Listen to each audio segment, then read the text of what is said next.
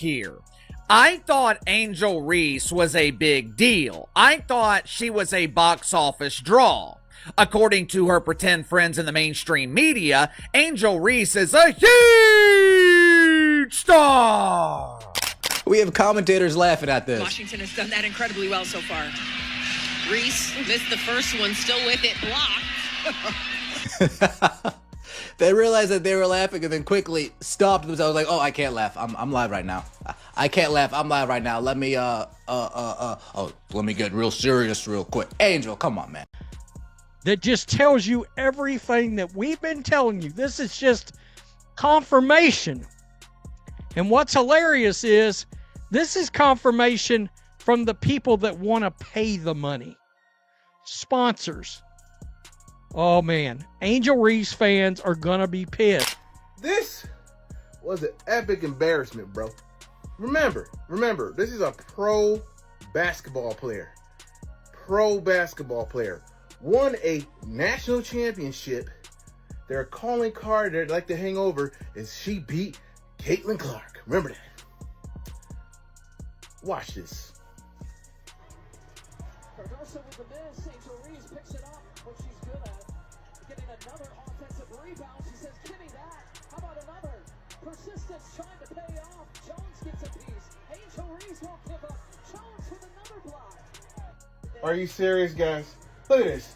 Look at this. Angel Reese 100% has benefited from attaching herself to Caitlin Clark at every single turn. She used Caitlin Clark as promo. Now with Reebok, she's using.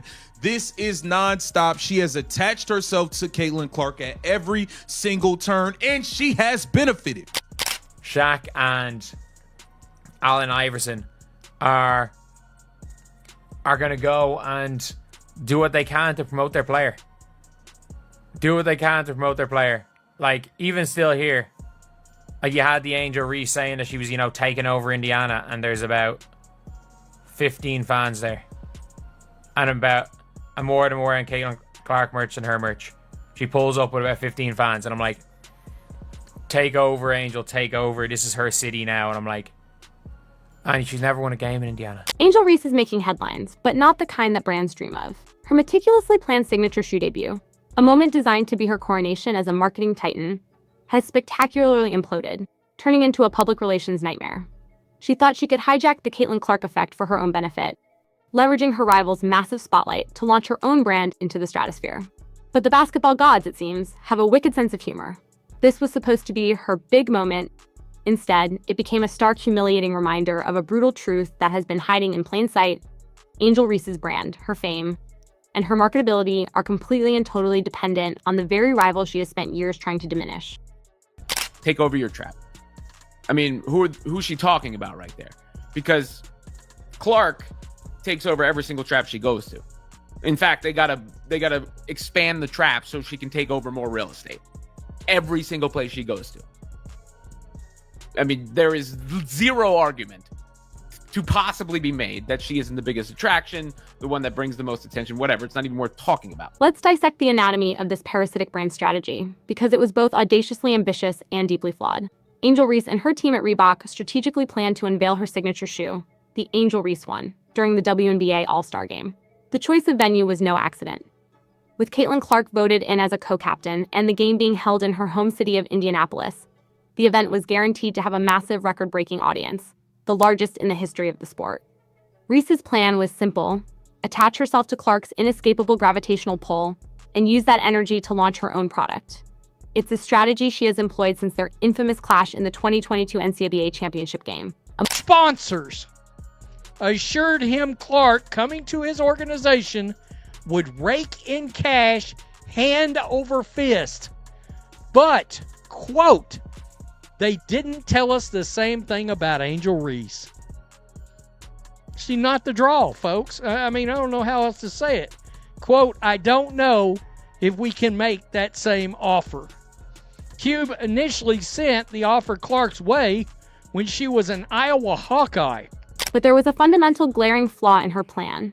To have a signature performance shoe, it helps to be good at the signature sport. While Reese was busy planning her marketing coup, her on-court performance was devolving into an unintentional comedy act that was going viral for all the wrong reasons.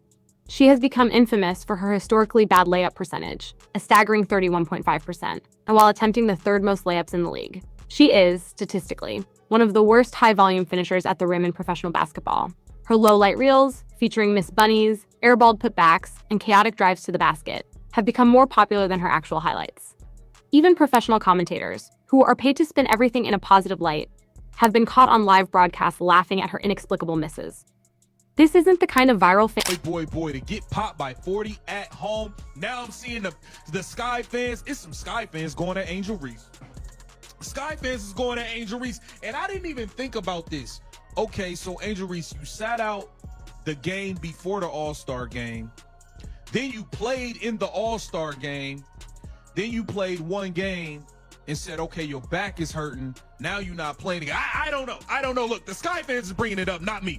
They bringing it up. Look. Don't get mad at me. This is where the universe, or perhaps the basketball gods, decided to clap back with a vengeance. First, the unthinkable happened. Caitlin Clark, the virtual Iron Woman of college basketball who had never missed a game due to injury, suffered a right groin strain just days before the All-Star festivities. She had to pull out of both the three-point contest and the main event. In an instant, the massive record-breaking audience that Reese was counting on to witness her shoe debut vanished. The national media attention, the casual fan interest, it all evaporated. But the conspiracy of misfortune didn't stop there. Just as she was surely fuming about her rival's inconvenient injury, Reese's own body decided to join the plot. She suffered a back injury that has kept her sidelined for multiple games, completely halting any marketing momentum she had left. Her grand plan didn't just fail. Great ideas, wants to bring in talent to grow Reebok and have people wear it again because no one does. So one of his genius decisions was this. Fucking signing her, Angel Reese. If you don't know who she is, she's the queen of fish out of water going after a rebound that she shot herself and can get in the net ever. She reminds me of a 3-year-old shooting on those little kids' nets and throwing the ball and just completely missing the mark. You can almost picture the sheer, unadulterated panic in the Reebok boardrooms. Their signature athlete, the face of their basketball revival, is now primarily known for missing the most fundamental shot in basketball. Her team, the Chicago Sky, is on an epic losing streak, a rolling disaster that provides nightly examples of how not to play professional basketball. And her big marketing moment? The All-Star shoe debut was a colossal bust. The company, under Shaquille O'Neal's leadership, had positioned her as the next Allen Iverson, a culture-changing icon. The comparison is becoming more tragic than inspiring with every bricked layup. Shaq and Iverson were revolutionary because they backed up their unapologetic swagger with unstoppable, electrifying performance. Reebok is now trying to sell a narrative that is being actively contradicted by reality every single night. The shoe, with its diamond dust colorway, was supposed to represent grit and glamour. Now it's starting to look like a symbol of miscalculation and bad timing. The Fever have whooped the Sky basically every time they've played them. And did everybody forget about Barbie night last year, where Clark and the Fever went in there and she was signing pink towels and stuff? And there's a dude on the internet who cracks me up. On TikTok, he's put together a load of Angel Reese clips, and it'll say Angel Reese part 36, and it goes, Angel Reese going up for another layup, she misses, bang! And I mean, dude, it's the funniest. And my whole thing is this, dude, she just seems as uncoordinated as a baby giraffe. Yeah, I mean, come on, man. And it's not just fans and analysts who see the disparity, it's the people with the money, the ones who make the sponsorship world go round. Ice Cube, the founder of the Big Three League and a shrewd businessman, was recently asked if he would offer Angel Reese the same $5 million deal he famously offered Caitlin Clark. His response was a brutal dose of reality. And he said he couldn't make the same offer because Reese is not the draw, and it won't have the same impact to the league. This is the smoking gun. It proves that the business world understands the truth that Reese's supporters refuse to accept. Her brand is built on hot air. Her clout is a product of her proximity to Clark, not her own individual greatness. When the people writing the checks are openly admitting you're not a good investment, the entire foundation of your brand begins to crumble. So bad that when Caitlin Clark and her were supposed to face off against each other the other week, the ticket sales went down from $100 to $5 because Caitlin Clark got injured. She had a quad injury, so she wasn't playing. So guess what? No one wanted to go watch. And if you don't know Caitlin Clark, she's pretty much the GOAT of the WNBA and is the reason why people are watching. No one watches you, Angel Reese. No one watches you. The only thing that I enjoy watching is all the clips on TikTok of you just countlessly just missing every shot that you take. This all leads to the psychology of a failed coronation. Sources suggest that Reese is absolutely fuming about this turn of events, directing her anger not at her own performance or her own bad luck, but at Caitlin Clark for having the audacity to get injured at the worst possible time. This reaction is incredibly revealing. The All-Star Game bust exposed a deep-seated insecurity and a fundamental misunderstanding of her own place in the basketball ecosystem. She had constructed a reality in her mind where she was a co-headliner, an equal, ready to claim her throne. Instead, she was forced to confront the harsh reality that she was just the opening act. And when the headliner canceled, the show was over. It's a painful psychological blow for an athlete whose entire public persona is built on unbreakable confidence and a refusal to be seen as second best. You know, in the past, when I said things like Angel Reese is not a good basketball player, I think I spoke too soon. At this point, I've come to realize that Angel Reese, the self-appointed most important player in the WNBA, is not a bad player.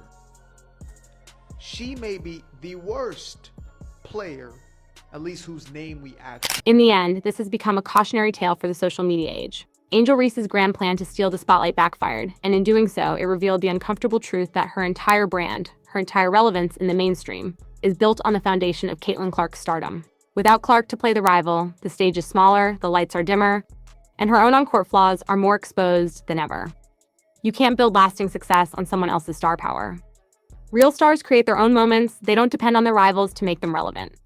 The Reebok shoe may still come out in 2026, but its debut will now be shrouded